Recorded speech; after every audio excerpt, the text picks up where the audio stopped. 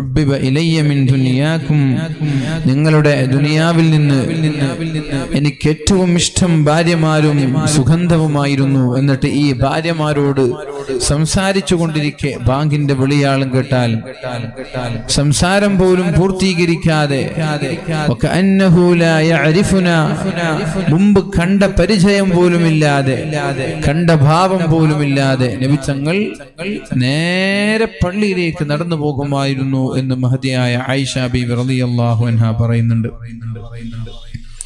നിസ്കാരത്തോട് നബി തങ്ങൾക്കുള്ള ഇഷ്ടവും സ്നേഹവും പറഞ്ഞിരുന്നു. ഡിലേ കൊടുത്തിട്ടില്ലേ? ഡിലേ ഷാർപ്പാക്കി രണ്ടുണ്ട്. فعن عائشة رضي الله عنها مهدياയ ആയിഷ ബീവി റളിയല്ലാഹു അൻഹ പറയുന്നുണ്ട്, كان أحب الصلاة അല്ലാഹുവിന്റെ ഹബീബായ റസൂലുള്ളാഹി സ്വല്ലല്ലാഹു അലൈഹി വസല്ലമ തങ്ങൾക്ക് ഏറ്റവും ഇഷ്ടം നിത്യമായി സുബഹിന്റെ സുന്നത്ത് നിസ്കരിക്കുന്നുണ്ടെങ്കിൽ അതെന്നും നിസ്കരിക്കുക. റമദാനിൽ മാത്രം ഒരു തഹജ്ജുദ്, എക്സാമുകൾ ഉണ്ടാകുമ്പോൾ മാത്രം ഒരു നിസ്കാരം, പരീക്ഷക്കാലത്ത് മാത്രം നിസ്കരിക്കില്ല ചില ആളുകൾ. പരീക്ഷ ഉണ്ടെങ്കിൽ അങ്ങനെയാണ് സുബഹിക്ക് മുമ്പുള്ള 2 റക്അത്ത് സുന്നത്ത് നിസ്കാരം കൊണ്ട്. എന്നിട്ട് അല്ലാഹുവിന്റെ ഹബീബായ നബി തങ്ങൾ പറയുമായിരുന്നു, ലഹുമാ അഹബ്ബു ഇലയ്യ മിനദ് ദുനിയാ ജമീഅ, ദുനിയാവ് മുഴുവനും എനിക്ക് ലഭിക്കുന്നതിനേക്കാളും ഇഷ്ടം സുബഹി നിസ്കാരത്തിന്റെ മുമ്പുള്ള 2 റക്അത്ത് സുന്നത്ത് നിസ്കാരമാണ് എന്ന് ഷഫീഉനാ റസൂലുള്ളാഹി സ്വല്ലല്ലാഹു അലൈഹി വസല്ലം. ദുനിയാവ് മുഴുവനും കിട്ടുന്നതിനേക്കാളും ഇഷ്ടം സുബഹിക്ക് മുമ്പുള്ള 2 റക്അത്ത് സുന്നത്ത് നിസ്കരിക്കാൻ. ഇന്ന് സുബഹിക്ക് മുമ്പുള്ള 2 റക്അത്ത് നിസ്കരിച്ചാൽ കൈ പൊക്കിയ കുറേ ആളുകൾ നിസ്കരിച്ചിട്ടില്ല. അള്ളാഹുവിന്റെ ഹബീബിന് ഏറ്റവും ഇഷ്ടം നമ്മളിൽപ്പെട്ട പലരും നിസ്കരിച്ചിട്ടില്ല. ദുനിയാവ് മൊത്തം പിടിച്ചോ ഒരു കൈയിൽ, അടുത്ത കൈയിൽ 2 റക്അത്ത് സുന്നത്ത് നിസ്കാരം. ഏതാ വേണ്ടതെന്ന് ചോദിച്ചാൽ നമ്മൾ വേഗം ദുനിയാവ് തിരഞ്ഞെടുക്കും അല്ലേ? ഒരു കൈയിൽ ദുനിയാവും മറ്റേ കൈയിൽ 2 റക്അത്ത് സുന്നത്ത് നിസ്കാരവും. ഏതാ നിങ്ങൾ തിരഞ്ഞെടുക്കുക? ഈ കയ്യിൽ നല്ല വീടുണ്ട്, മനോഹരമായ വീടുണ്ട്, സ്വർണത്തിന്റെ കൂമ്പാരമുണ്ട്, വണ്ടിയുണ്ട്, മനോഹരമായ പെണ്ണുണ്ട്, എല്ലാം ഉണ്ട് ഈ കയ്യിൽ. ഈ കയ്യിൽ 2 റക്അത്ത് സുന്നത്ത് നിസ്കാരം. ഏതാ തിരഞ്ഞെടുക്കുക? എന്റെ വലത് കൈയാണോ ഇടത് കൈയാണോ? ഏതാ തിരഞ്ഞെടുക്കുക? എന്തെങ്കിലും മിണ്ടാത്ത ഇടത്. എന്നിട്ട് ഇപ്പൊ എല്ലാരും നിസ്കരിച്ചത് ഇടത് നമ്മൾ പറയും, പക്ഷെ നമ്മൾ തിരഞ്ഞെടുക്കുക വലത് കൈയാണ്. തഹജ്ജുദ് നിസ്കാരത്തിന് എണീച്ചാൽ ഒരു 10,000 രൂപ തരാന്ന് പറഞ്ഞാൽ എല്ലാ ദിവസവും തഹജ്ജുദ് നിസ്കാരത്തിന് എണീക്കൂലേ? തഹജ്ജുദ് നിസ്കാരത്തിന് എണീക്കുന്ന ആളുകൾക്ക് എന്റെ വക ഒരു 10,000 രൂപ എന്ന് പറഞ്ഞാൽ എല്ലാ ദിവസവും, എല്ലാ ദിവസവും വേണ്ട, ഒരു മാസത്തിൽ ഒരു തഹജ്ജുദ് ഇഷ്ടപ്പെടാതെ നിസ്കരിച്ചാൽ നിങ്ങൾക്കൊരു 10,000 തരാന്ന് പറഞ്ഞാൽ നിങ്ങളൊക്കെ നിസ്കരിക്കൂലേ? ഒരു തഹജ്ജുദ് ഇവിടെ നിസ്കരിക്കൂലേ? അത് തഹജ്ജുദിനോടുള്ള ഇഷ്ടമാണോ പൈസയോടുള്ള ഇഷ്ടമാണോ? പൈസയോടുള്ള ഇഷ്ടമാണ്. എന്നാൽ അല്ലാഹുവിന്റെ ഹബീബായ റസൂലുള്ളാഹി സ്വല്ലല്ലാഹു അലൈഹി വസല്ലം തഹജ്ജുദ് നിസ്കരിക്കുന്ന ആളുകൾക്ക് അല്ലാഹുവിന്റെ ഹബീബ് സ്വർഗ്ഗം സമ്മാനമായി നൽകിയിട്ടുണ്ട്. നമ്മൾക്കത് വേണ്ട അല്ലേ?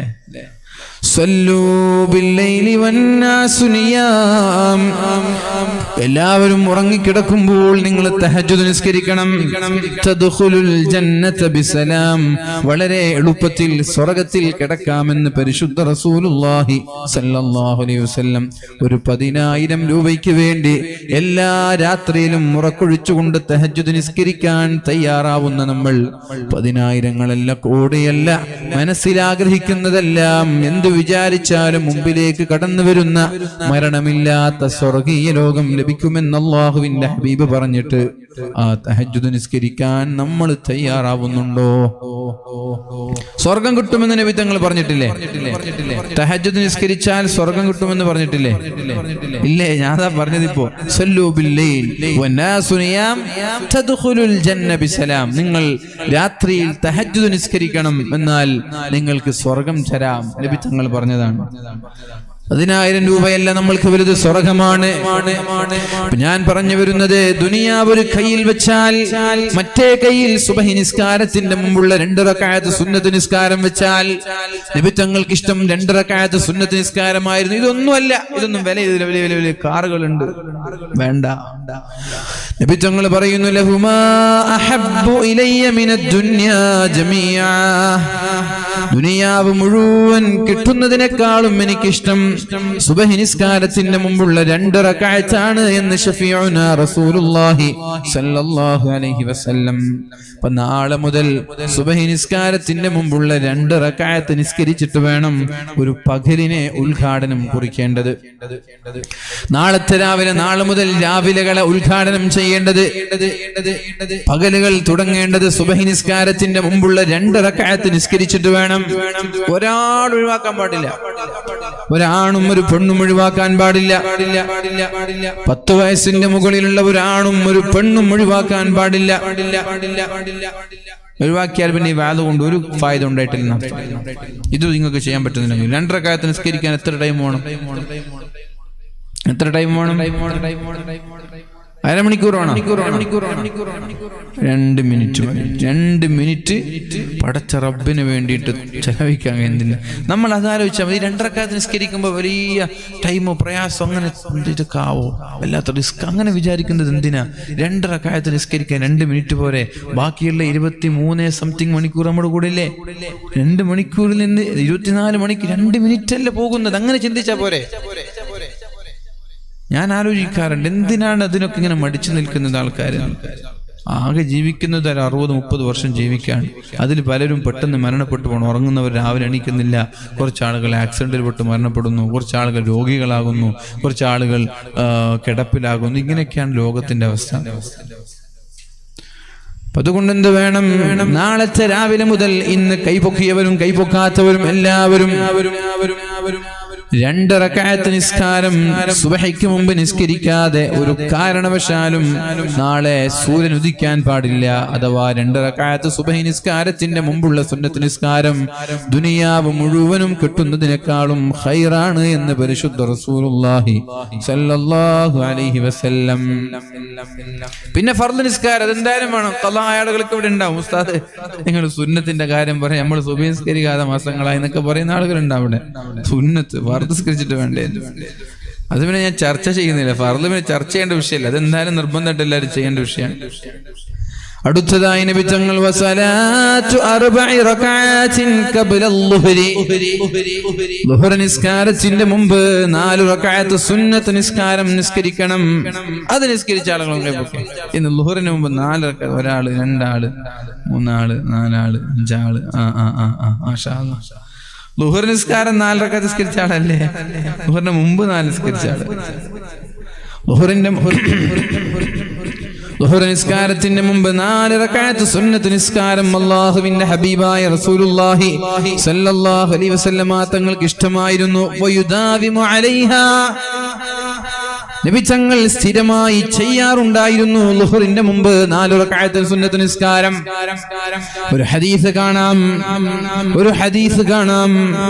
12 റക്അത്ത് ഒരാൾ സുന്നത്ത് നിസ്കരിച്ചാൽ ബനല്ലാഹു ലഹു ബൈതൻ ഫിൽ ജന്ന, അയാൾക്ക് അല്ലാഹു സ്വർഗ്ഗത്തിൽ മനോഹരമായ ഒരു കൊട്ടാരം പണിയുമെന്ന് പരിശുദ്ധ റസൂലുള്ളാഹി സ്വല്ലല്ലാഹു അലൈഹി വസല്ലം. 12 റക്അത്ത് സുന്നത്ത് നിസ്കാരം. ഒരാൾ 12 റക്അത്ത് സുന്നത്ത് നിസ്കരിച്ചാൽ അല്ലാഹു റബ്ബ് സുബ്ഹാനഹു വ തആല സ്വർഗ്ഗീയ ലോകത്ത് മനോഹരമായ ഒരു കൊട്ടാരം പണിതു കൊടുക്കുമെന്നാണ്. നിസ്കാരം ഏതൊക്കെ? സുബഹിക്ക് മുമ്പുള്ള 2 റക്അത്ത് എണ്ണണം. 12 റക്അ ഫീ യൗമിൻ വലൈലത്തിൻ ബുനിയ ലഹു ബിഹിന്ന ബൈതുൻ ഫിൽ ജന്ന. അല്ലാഹു റബ്ബ് സുബ്ഹാനഹു വ തആല സല്ലല്ലാഹു അലൈഹി വസല്ലം നബി തങ്ങൾക്ക് ഇഷ്ടമായിരുന്നു ളുഹ്ർ നിസ്കാരം. വഖാല, എന്നിട്ട് പറയുമായിരുന്നു, ഇന്നഹാ സഅത്തുൻ തുഫ്തഹു ഫീഹാ അബ്വാബുസ് സമാ, ആകാശലോകങ്ങളുടെ കവാടങ്ങൾ തുറക്കപ്പെടുന്ന സമയമാണത്. ആകാശത്തിന്റെ കവാടങ്ങൾ, വാതിലുകൾ തുറന്നു. സാലിഹായ എന്റെ അമലുകൾ ആ സമയത്ത് തുറക്കപ്പെടണമെന്നാണ് ഞാൻ, ആ സമയത്ത് ഉയർത്തപ്പെടണമെന്നാണ് ഞാൻ ആഗ്രഹിക്കുന്നത്. അഥവാ ളുഹർ ബാങ്കിന്റെ തൊട്ടുടനെ, ളുഹർ ബാങ്ക് വിളിക്കുന്ന സമയത്താണ് ആകാശങ്ങളുടെ കവാടങ്ങൾ തുറക്കപ്പെടുന്നത്. ളുഹർ ബാങ്ക് സമയമാണ്. ളുഹർ ബാങ്ക് കൊടുത്ത ഉടനെയാണ്. ആ സമയത്ത് 4 റക്അത്ത് സുന്നത്ത് നിസ്കരിക്കണം. എന്നാൽ കവാടങ്ങൾ തുറക്കപ്പെടുന്ന സമയം നിങ്ങളുടെ അമലുകൾ പെട്ടെന്ന് തന്നെ അല്ലാഹുവിന്റെ അടുത്തേക്ക് ഉയർത്തപ്പെടുമെന്ന് പരിശുദ്ധ റസൂലുള്ളാഹി സ്വല്ലല്ലാഹു അലൈഹി വസല്ലം. ഒന്ന്, സുന്നത്ത് നിസ്കാരങ്ങൾ അല്ലാഹുവിന്റെ ഹബീബിന് ഇഷ്ടമാണ്. അത് എങ്ങനെ നിസ്കരിക്കണം? സ്ഥിരമായി നിസ്കരിക്കണം. അതിൽ പ്രധാനപ്പെട്ടത് സുബഹിയുടെ മുമ്പുള്ള 2 റക്അത്ത് സുന്നത്ത് നിസ്കാരമാണ്. അത് കഴിഞ്ഞാൽ ളുഹർ നിസ്കാരത്തിന് മുമ്പുള്ള 4 റക്അത്ത് നിസ്കാരമാണ്. പിന്നെയോ അല്ലാഹുവിന്റെ ഹബീബിന് ഇഷ്ടം, നബി തങ്ങൾക്ക് ഇഷ്ടം നോമ്പെടുക്കൽ നബി തങ്ങൾക്ക് ഇഷ്ടമായിരുന്നു. നോമ്പ് നോക്കൽ നബി തങ്ങൾക്ക് ഇഷ്ടമായിരുന്നു. നോമ്പെടുക്കുക ഫർൾ നോമ്പല്ല, റമദാനിന്റെ നോമ്പല്ല ഇത് പറയുന്നത്. അല്ലാഹുവിന്റെ ഹബീബിന് സൗമൽ ലിസ്നൈനി വൽ ഖമീസ്, എല്ലാ തിങ്കളാഴ്ചയും എല്ലാ വ്യാഴാഴ്ചയും നോമ്പെടുക്കുന്നത് അല്ലാഹുവിന്റെ ഹബീബിന് ഇഷ്ടമാണ്. അങ്ങനെ ചെയ്യുന്നവരുണ്ടോ? എല്ലാ തിങ്കളാഴ്ചയും വ്യാഴാഴ്ചയും നോമ്പെടുക്കുന്നവരുണ്ടോ? ഒന്ന് കാണാൻ ആരെങ്കിലും ഉണ്ടെങ്കിൽ അതാരുമില്ല. തീറ്റ വിട്ടിട്ട് കളിയില്ല അല്ലെ, ഫുഡ് വിട്ടിട്ട് കളിയില്ല. കച്ചവടം അൽഹംദുലില്ലാഹ് ഉണ്ടെങ്കിൽ നല്ല ഖൈറാണ്. മാഷാ അല്ലാഹ്, സ്ത്രീകളൊക്കെ ഉണ്ടെങ്കിൽ ഖൈറാണ്. അല്ലാഹുവിന്റെ ഹബീബായ സല്ലല്ലാഹു അലൈഹി വസല്ലമ തങ്ങൾ പറഞ്ഞു, എല്ലാ തിങ്കളാഴ്ചയും വ്യാഴാഴ്ചയും നോമ്പെടുക്കുന്നത് നല്ലതാണ്. നബി തങ്ങൾക്ക് ഏറ്റവും ഇഷ്ടം ഫഅഹബ്ബസ്സൗമി, സുന്നത്ത് നോമ്പുകളിൽ നബി തങ്ങൾക്ക് ഈ 2 നോമ്പുകളെ ഇഷ്ടമായിരുന്നു. ആഴ്ചയിൽ 2 തവണ നോമ്പെടുക്കണം. അതിങ്ങനെ കുറച്ചു കാലെടുത്ത് നിർത്താൻ പാടില്ല. സ്ഥിരമായി വവാലബ അലൈഹിമാ, സ്ഥിരമായി ആ നോമ്പ് തുടർന്നുകൊണ്ടേയിരിക്കണം. കാരണം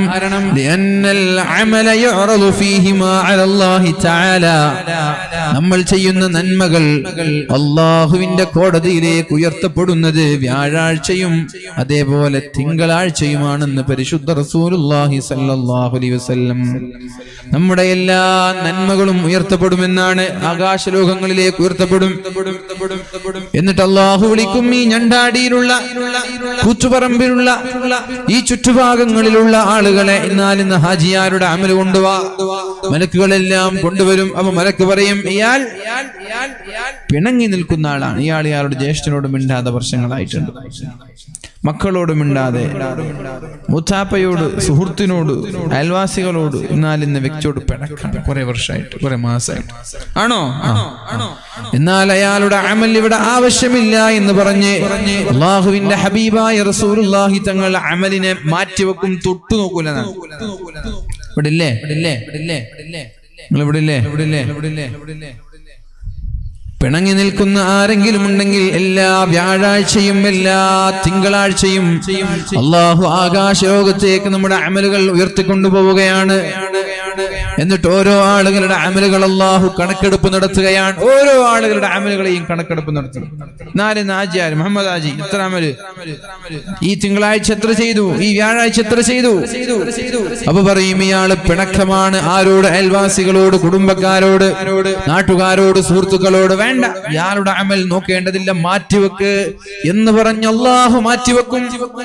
ആ പിണക്കം രഞ്ജിപ്പിലേക്ക് എത്തുന്നതിന് മുമ്പേ, ആ പിണക്കം മാറുന്നതിന് മുമ്പേ, ഇണക്കമായി മാറുന്നതിന് മുമ്പേ അയാൾ മരണപ്പെട്ടു പോയാൽ അയാൾ നരകക്കാരനായി മാറുമെന്നാണ്. അല്ലാഹു അയാളുടെ അമലുകൾ സ്വീകരിക്കൂല.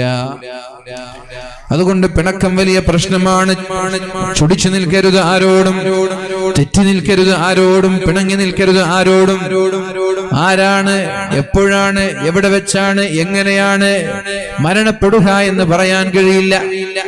പിണക്കത്തിലായിരിക്കെ മരണപ്പെട്ടു പോയാൽ അയാളുടെ ഒരു അമലും അല്ലാഹു സ്വീകരിക്കില്ല. മുഅ്മിനേ, അള്ളാഹുവിന്റെ ദീനിന്റെ വിഷയത്തിലല്ലാതെ പിണങ്ങാനും പാടില്ല. പിണങ്ങുന്നുണ്ടെങ്കിൽ അള്ളാഹുവിന്റെ ദീനിന്റെ വിഷയത്തിലാണ് നമ്മൾ പിണങ്ങേണ്ടത്, അല്ലാതെ പിണങ്ങാനും പാടില്ല.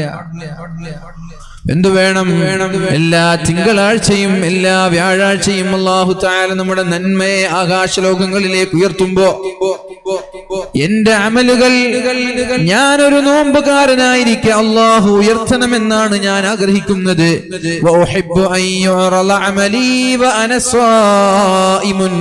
ഞാൻ നോമ്പുകാരനായിരിക്കെ അല്ലാഹു എന്റെ അമലുകൾ ഉയർത്തണമെന്നാണ് എന്റെ ആഗ്രഹം. അതുകൊണ്ടാണ് തിങ്കളാഴ്ചയും വ്യാഴാഴ്ചയും ഞാൻ നോമ്പെടുക്കുന്നത്. അപ്പൊ എല്ലാവരും കഴിയുന്ന ആളുകൾ തിങ്കളാഴ്ചയും വ്യാഴാഴ്ചയും നോമ്പെടുക്കണം. അല്ലാഹു തൗഫീഖ് ചെയ്യട്ടെ. നിങ്ങൾക്ക് ഇഷ്ടമുള്ളൊരു അമലാണ് തിങ്കളും വ്യാഴവും നോമ്പെടുക്കുക. തിങ്കളാഴ്ച നോമ്പെടുക്കുന്നതിനെ കുറിച്ച് ചോദിച്ചപ്പോൾ നബിതങ്ങൾ പറഞ്ഞത് ഫീഹി ബുലിതു, ഞാൻ ജനിച്ച ദിവസമാണ്. നബിതങ്ങളുടെ ജന്മദിനമാണത് തിങ്കളാഴ്ച. ആ ഒരു സന്തോഷം കൊണ്ടാണ് ഞാൻ നോമ്പെടുക്കുന്നതെന്ന് പറഞ്ഞിട്ടുണ്ട്. ഇപ്പൊ നമ്മെ സംബന്ധിച്ചിടത്തോളം അള്ളാഹുവിന്റെ ഹബീബിന്റെ ജന്മദിനത്തിൽ സന്തോഷിച്ചുകൊണ്ട് അള്ളാഹു നമ്മുടെ നന്മ ഉയർത്തുമ്പോൾ, ആകാശലോകങ്ങളിലേക്ക് അള്ളാഹു കൊണ്ടുപോകുമ്പോൾ ഇൻഷാ അല്ലാഹ് ഒരു നോമ്പുകാരനായിരിക്കെ അള്ളാഹു നമ്മുടെ നന്മകൾ ഉയർത്തട്ടെ. അതിനുവേണ്ടി എല്ലാ ആഴ്ചയിലും വ്യാഴവും തിങ്കളും നമ്മൾ നോമ്പെടുക്കണം. വീട്ടിലെ ഒരാൾ വിചാരിച്ചാൽ അത് നടക്കൂല, എല്ലാരും വിചാരിക്കണം. വീട്ടിലെ ഒരാൾ വിചാരിച്ചാൽ അത് നടക്കൂല. നടക്കോ? ഭർത്താവ് വിചാരിക്കുന്നു നോമ്പ് എടുക്കണം എന്ന ഭാര്യ വിചാരിച്ചില്ലെങ്കിൽ കുറച്ച് റിസ്ക്കാണ്. കാരണം രാവിലെ ഭാര്യ നാസ്ത ഉണ്ടാക്കും, എന്നിട്ട് ഭർത്താവിനെ വിളിക്കും. അപ്പൊ ഇയാൾ ചിലപ്പോ നോമ്പ് നോക്കാന്നൊക്കെ വിചാരിച്ചായിരിക്കും ഭക്ഷണം കാണുമ്പോൾ പോയിട്ട് കഴിച്ചു. ഭാര്യയും ഭർത്താവും രണ്ടുപേരും കഴിക്കണം. ഭാര്യ നോമ്പെടുത്തു, ഭർത്താവ് നോമ്പെടുത്തില്ല. ഭർത്താവിന് രാവിലെ ഉച്ചയാകുമ്പോ വിശപ്പ്, ഭക്ഷണം ഉണ്ടാക്കണം. ഭാര്യക്കാണെങ്കിൽ ക്ഷീണം, നോമ്പെടുത്ത ക്ഷീണം. അപ്പൊ ഭർത്താവിന് ദേഷ്യം വരും. അതും ചെയ്യാൻ പറ്റൂല. അതുകൊണ്ട് എന്ത് വേണം? രണ്ടുപേരും ഒന്നിച്ചു നോമ്പെടുക്കണം. ഭാര്യയും ഭർത്താവും തീരുമാനിക്കണം തിങ്കളും വ്യാഴവും ഞാൻ നോമ്പെടുക്കുമെന്ന്. അതിനു പുറമെ വീട്ടിൽ ഒരു 15 വയസ്സിന്റെ മുകളിലുള്ള മക്കളെ കൊണ്ടും നോമ്പെടുപ്പിക്കണം. ശീലമാക്കി കൊടുക്കണം മക്കൾക്കൊക്കെ. ഇതൊക്കെ നബി തങ്ങളുടെ സുന്നത്തല്ലേ? ഇത് നമ്മളല്ലാതെ പിന്നെ ആരാ ചെയ്യാ? അല്ലേ? ഇതൊക്കെ ചെയ്യാനല്ലയോ നബി തങ്ങൾ പറഞ്ഞത്? ഇത് ചെയ്താലല്ലേ നമ്മൾക്ക് വിജയമുള്ളത്? ഖുർആനും സുന്നത്തുമല്ലയോ നബി തങ്ങൾ നമ്മൾക്ക് തന്നത്? ഖുർആനും സുന്നത്തുമല്ലയോ? ഖുർആൻ നിങ്ങൾ മുറുകെ പിടിക്കണം, സുന്നത്തും നിങ്ങൾ മുറുകെ പിടിക്കണം, എന്നാൽ നിങ്ങൾക്ക് വിജയിക്കാമെന്നല്ലയോ നബി തങ്ങൾ പറഞ്ഞത്? ഖുർആനും സുന്നത്തും മുറുകെ പിടിച്ചാൽ വിജയിക്കാം. ഏതെങ്കിലും ഒന്ന് നിങ്ങൾ കൈവിട്ടാൽ നിങ്ങളെ കാര്യം പോക്ക. ഏതെങ്കിലും ഒന്ന് വിട്ടാൽ കാര്യം പോക്ക. നമ്മളെ കാര്യം എന്തായാലും കട്ടപ്പോക്കാണ്. ഖുർആനും ഇല്ല, സുന്നത്തും ഇല്ല. അല്ലേ? നിങ്ങൾ പറയ്. നമുക്ക് രണ്ടുമില്ല, ഖുർആനും ഇല്ല, സുന്നത്തും ഇല്ല. സുബ്ഹാനല്ലാഹ്. അല്ലാഹു നമ്മൾക്ക് ഈമാനികമായ ചിന്ത തരട്ടെ. അല്ലാഹു നമ്മൾക്ക് തൗഫീഖ് നൽകട്ടെ. ഖുർആനും സുന്നത്തും മുറുകെ പിടിച്ചാൽ നിങ്ങൾ പരാജയപ്പെടൂല. പ്രത്യേകിച്ച് ഈ ഒരു കാലഘട്ടത്തിൽ എത്തിപ്പറ്റ ഉസ്താദ് വഫാത്തായ സമയമാണിത്. മൻ തമസ്സക ബിസുന്നതി ഇൻദ ഫസാദി ഉമ്മതി ഫലഹു അജ്റു 100 ഷഹീദ്.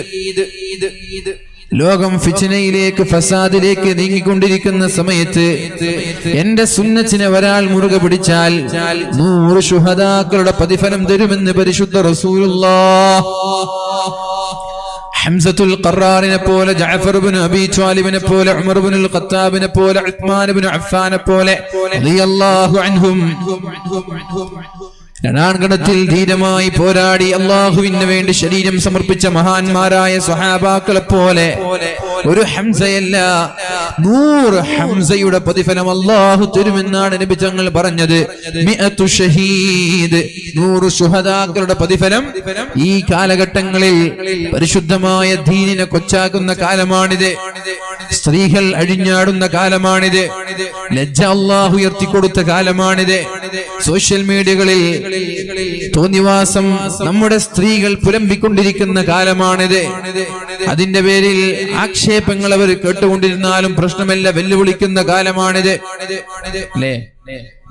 നമ്മുടെ പെൺകുട്ടികളൊക്കെ, സ്കൂളിൽ പോകുന്ന പെൺകുട്ടികളൊക്കെ യാതൊരു മടിയുമില്ലാതെ, ഉളുപ്പുമില്ലാതെ കണ്ടവന്റെ കൂടെ സെൽഫി എടുക്കാനും ബൈക്കിൽ കയറി യാത്ര ചെയ്യാനും സ്കൂളിൽ നിന്ന് യൂണിഫോമിന്റെ കൂടെ ചൂരിദാർ ബാഗിലിട്ടിട്ട് ഏതെങ്കിലും കാമുകന്റെ കൂടെ ബൈക്കിലൂടെ കറങ്ങിയിട്ട് ഏതെങ്കിലും ബസ് സ്റ്റാൻഡിന്റെയോ പീഡികത്തിണ്ണയുടെയോ പിന്നിൽ ചെന്നിട്ട് യൂണിഫോം മാറ്റി ചൂരിദാർ ധരിച്ചിട്ട് യൂണിഫോം ബാഗിലിട്ടിട്ട് ബൈക്കിലൂടെ കയറി വൈകുന്നേരമാകുമ്പോ തിരിച്ചു വന്നിട്ട് അതേ സ്ഥലത്ത് വീണ്ടും വേഷം മാറി യൂണിഫോം ധരിച്ചുകൊണ്ട് സ്കൂളിൽ പോകുന്ന കാലമാണിത്. CC ക്യാമറയുള്ള ചിന്തയെങ്കിലും ഈ പെൺകുട്ടികൾക്ക് വേണ്ടേ? എന്താണ് ഇവർക്ക് കാട്ടിക്കൂട്ടുന്നത് പഠിച്ചോനറിയാം. CC ക്യാമറ ഉള്ള കാലല്ലേ? ഷോപ്പിന്റെ അടുത്തല്ലേ പോയിട്ട് ഡ്രസ് മാറ്റാൻ പാടുണ്ടോ? നിങ്ങൾ കണ്ടില്ലേ? ഞാൻ കണ്ടതുകൊണ്ട് നിങ്ങൾ കണ്ടില്ലേ? ഫേസ്ബുക്കിലും വാട്സപ്പിലൊക്കെ ഉണ്ടാവും. സ്കൂൾ വീട്ടിൽ നിന്നിറങ്ങുന്നത് യൂണിഫോം ധരിച്ചിട്ടാ വീട്ടിൽ നിന്നിറങ്ങാ. പുസ്തകമല്ല ബാഗിലുള്ളത് ചുരിദാർ, കളർ ചുരിദാർ. ആ വസ്ത്രം നമ്മുടെ ബാഗിലാണ്. എന്നിട്ട് വീട്ടിൽ നിന്നിറങ്ങി കുറച്ച് കഴിയുമ്പോൾ ഏതെങ്കിലും പൂവാലന്മാര് ബൈക്ക് എടുത്ത് വരും. ആ ബൈക്കിൽ കയറും. ആരുമില്ലാത്ത സ്ഥലത്തെത്തിയാൽ യൂണിഫോം മാറ്റി ചുരിദാറിടുക. ഇത് എവിടുന്ന് ഇടുന്നു, എങ്ങനെ ഇടുന്നു അല്ലാഹു അലം. എന്നിട്ടിങ്ങനെ വൈകുന്നേരം വരെ കറങ്ങ. എന്തേ ചൂരിദാറിട്ട് കറങ്ങിയാൽ ആളുകൾ പിടിക്കും. ഇന്നാലിന്ന സ്കൂളിന്റെ യൂണിഫോം ധരിച്ച പെണ്ണ് കണ്ണൂരിൽ ഇന്നാലിന്ന കാൾടാക്സിലോ എവിടെയോ ഉണ്ടായിരുന്നു എന്ന് പറഞ്ഞാൽ പോയില്ലേ? ഇപ്പൊ ചൂരിദാർ ധരിച്ച ആരെന്നറിയില്ല. ആങ്ങളെയാണോ വൈഫാണോ ഒന്നും അറിയില്ലല്ലോ. ഇങ്ങനെയുള്ളൊരു കാലമാണിത്. ദീനിനെ പരസ്യമായി ചോദ്യം ചെയ്യുന്ന കാലമാണിത്. ഞങ്ങള് ഡാൻസ് കളിക്കും, നൃത്തം ചെയ്യും, ജീൻസ് ധരിക്കും, നിങ്ങൾക്ക് എന്താന്ന് ചോദിക്കുന്ന കാലാണ് പെൺകുട്ടികൾ.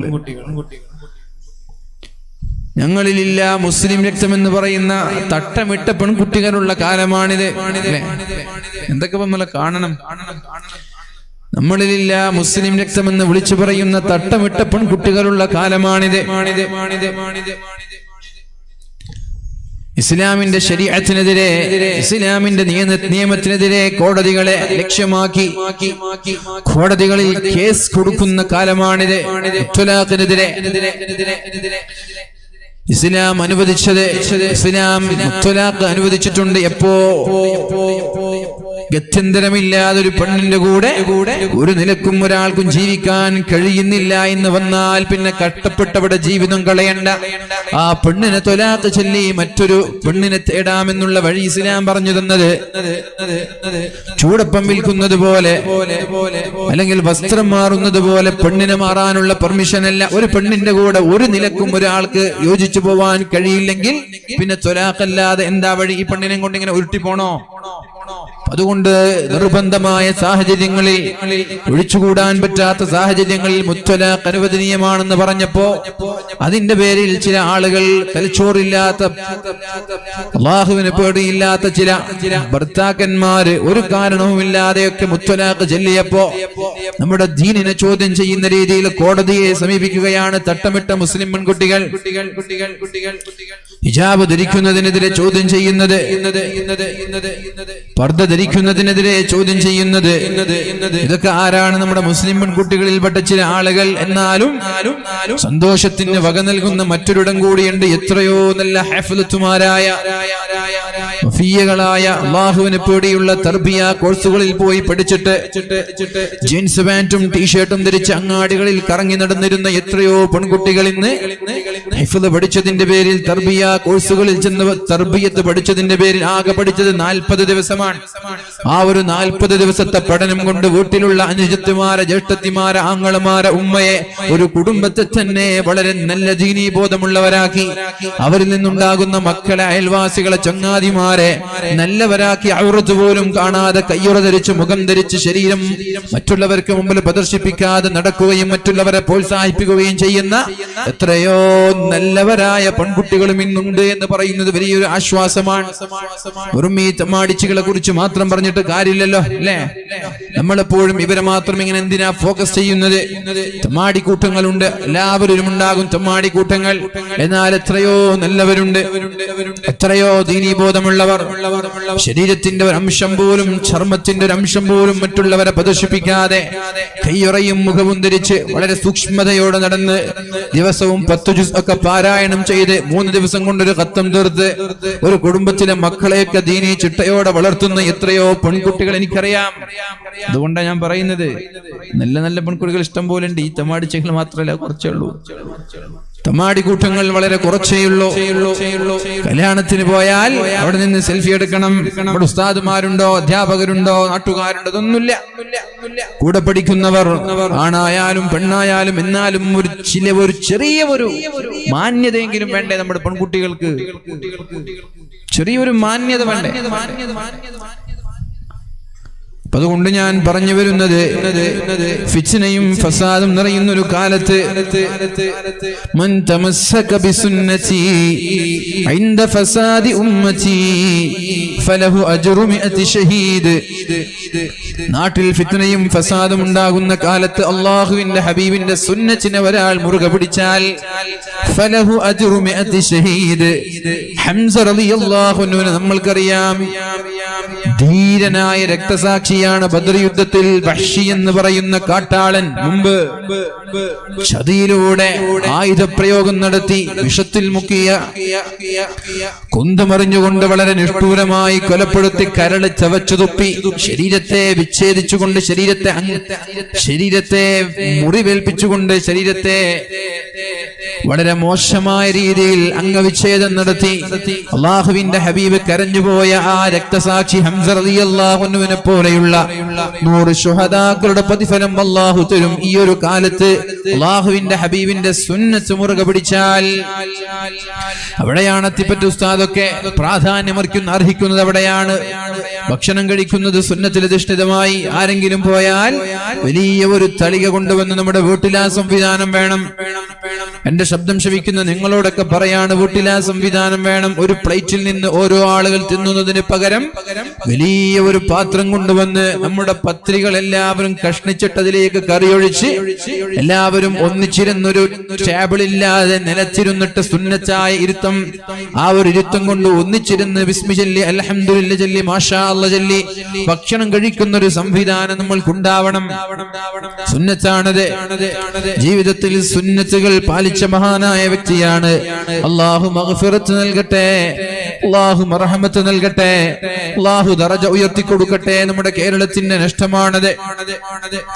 ഏതായാലും പരിശുദ്ധ റസൂലുള്ളാഹി സ്വല്ലല്ലാഹു അലൈഹി വസല്ലമ തങ്ങൾ പറഞ്ഞു, ബദഅൽ ഇസ്ലാമു ഗരീബൻ വസയഊദു കമാ ബദഅ.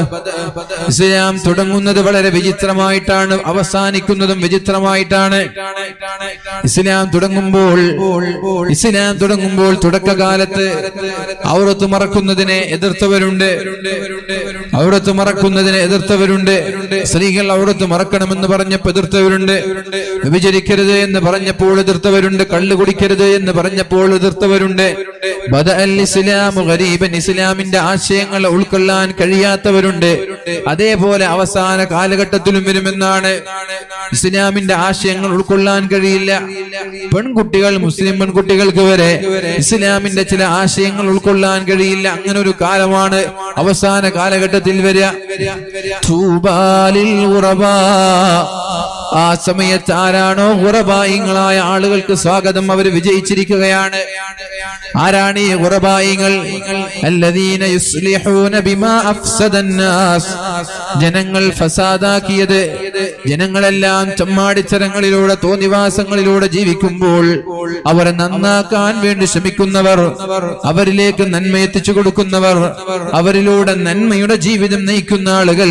അല്ലദീന യുസ്ലിഹൂന ബിമാ അഫ്സദന്നാസ്, ജനങ്ങൾ ഫിത്നയും ഫസാദും ഉണ്ടാക്കി തോന്നിവാസികളായി ജീവിക്കുമ്പോ അവരെ തിരുത്തിക്കൊണ്ട് അവർക്ക് നന്മ എത്തിച്ചു കൊടുക്കുന്ന ആളുകളാണ് ഖുറബായിങ്ങൾ. അവർക്ക് സ്വാഗതമെന്ന് അല്ലാഹുവിന്റെ ഹബീബ് പറഞ്ഞതുപോലെ അത്തരം ആളുകളിൽ ഉൾപ്പെടാനാണ് നമ്മൾ ശ്രമിക്കേണ്ടത്. ഒഴുക്കിനനുസരിച്ച് നീങ്ങളല്ല. ഹീറോയിസം എന്ന് പറയുന്നത് ഒഴുക്കിന് പ്രതികൂലമായി നീന്തലാണ്, ഒഴുക്കിനെതിരെ നീന്തലാണ്.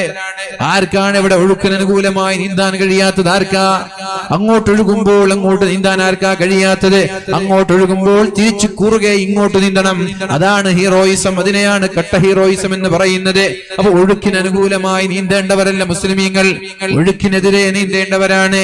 തിന്മയും ഫസാദും ഫിത്നയും ഉണ്ടാകുമ്പോ ആ ചിന്മകളെയും ഫസാദിനെയും കണ്ട പോലെ നടിക്കാതെ അത്തരം ചിന്മകളെ ഇല്ലായ്മ ചെയ്യലാണ്, തടയലാണ് ഒരു മുസ്ലിമിന്റെ ബാധ്യത. ആ ഒരു ബാധ്യതയാണ് ഇവിടെ ബഹുമാനപ്പെട്ട അത്തിപ്പറ്റ ഉസ്താദ് ചെയ്തതാണ്. വീട്ടിലേക്ക് കയറുമ്പോൾ അവിടെ എന്തെങ്കിലും തെറ്റ് കണ്ടാൽ അത് ചെയ്യരുത്. കൂടെ ഭക്ഷണം കഴിക്കുമ്പോൾ അവരുടെ തെറ്റ് കണ്ടാൽ അത് ചെയ്യരുത്. അടുത്ത ക്ലാസ്സിൽ വെള്ളം കുടിച്ചാൽ അല്ലെങ്കിൽ നെരിയാണ് ഗതിയുടെ പാൻസ് ധരിച്ചാൽ എന്തെങ്കിലും ആയിക്കോട്ടെ, തെറ്റുകൾ കാണുമ്പോൾ ഉടനെ തന്നെ അത് ചെയ്യരുത്. ഒരുപാട് വെളിച്ചം ഇങ്ങനെ ഇസ്രാഫാണെന്ന് തോന്നിപ്പോയാൽ അതും ഒഴിവാക്കാൻ, അത് കെടുത്തി കളയാനൊക്കെ പറയുമായിരുന്നു. അപ്പൊ ജനങ്ങളെല്ലാം ഇവിടെ തോന്നിയതുപോലെ ജീവിക്കുമ്പോ അവരെ തിരുത്തിക്കൊണ്ട് നന്മ ജനങ്ങൾക്ക് എത്തിച്ചു കൊടുക്കുന്ന ആളുകൾക്ക് സ്വാഗതമെന്ന് പറഞ്ഞതുപോലെ അല്ലാഹു കൈകളും നീട്ടി മഹാനവർകളെ സ്വീകരിക്കട്ടെ. ഇവിടെ പറഞ്ഞു വരുന്നത് അല്ലാഹുവിന്റെ ഹബീബ് സല്ലല്ലാഹു അലൈഹി വസല്ലമ തങ്ങൾക്ക് ഏറ്റവും ഇഷ്ടം നോമ്പെടുക്കലായിരുന്നു. ഇങ്ങനെ നബിതങ്ങളുടെ സുന്നത്ത് ഈ സമയത്ത് മുറുകെ പിടിക്കുന്നത് 100 ഷഹീദുകളുടെ 100 രക്തസാക്ഷികളുടെ പ്രതിഫലം ലഭിക്കാൻ കാരണമാകും. 3 കാര്യം പറഞ്ഞു അല്ലേ. ഒന്നാമത്തേത് സുബഹിക്ക് മുമ്പുള്ള 2 റക്അത്ത് സുന്നത്താണ്, ഒഴിവാക്കാൻ പാടില്ല നാളെ മുതൽ. രണ്ടാമത്തേത് ളുഹറിന്റെ മുമ്പുള്ള 4 റക്അത്ത് സുന്നത്താണ്, 2 റക്അത്ത് നിസ്കരിക്കുക, സലാം വീട്ടുക, വീണ്ടും 2 റക്അത്ത് നിസ്കരിക്കുക. പിന്നെ മൂന്നാമത്തേത് തിങ്കളാഴ്ചയും വ്യാഴാഴ്ചയും നോമ്പെടുക്കലാണ്. കഴിയുന്നവരൊക്കെ ചെയ്യും. അത് പിന്നെ നിങ്ങൾ നിർബന്ധിപ്പിക്കാൻ എനിക്ക് കഴിയില്ല, കാരണം എനിക്കത് ചെയ്യാൻ പറ്റുന്നില്ല. അതുകൊണ്ട് ഞാൻ ചെയ്യുന്ന കാര്യങ്ങളിൽ എനിക്ക് നിങ്ങളോട് പറയാൻ പറ്റും. അതുകൊണ്ട് എന്ത് വേണം? കഴിയുന്ന ആളുകൾക്ക് എന്തായാലും ചെയ്യണം, കഴിയുന്ന ആളുകൾ എന്തായാലും ചെയ്യണം. വ്യാഴാഴ്ചയും തിങ്കളാഴ്ചയും നോമ്പെടുക്കണം, കഴിയുന്ന ആളുകൾ എന്തായാലും ചെയ്യണം. അല്ലാഹു തൗഫീഖ് ചെയ്യട്ടെ. അല്ലാഹു റബ്ബ് സുബ്ഹാനഹു വ തആല തൗഫീഖ് നൽകട്ടെ.